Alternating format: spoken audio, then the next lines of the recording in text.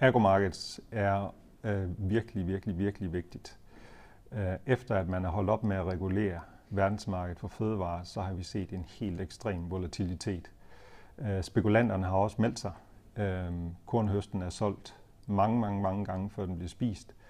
Og det forstærker sådan set effekten af de prisudsving, vi ser. Vi ser prisudsving nu på få dage, som vi før ikke engang så over et år.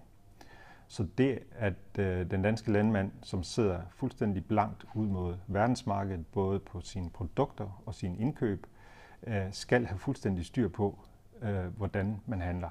Det er blevet en rigtig vigtig disciplin, og når bankerne taler med os om udviklingen i landbruget, så er det faktisk en af de ting, de spørger ind til. Hvordan vil I hjælpe landmanden med at styre risikoen på køb og salg? Så det er utrolig vigtigt. Jeg ser agromarkedet udvikle sig i flere retninger, lidt afhængig af, hvordan vi kan spille sammen med DLBR. Den ene mulighed, det er, at DLBR i højere grad går ind og tager rådgivningen på sig, og så er det vigtigt, at vi kan være en rigtig god partner i det.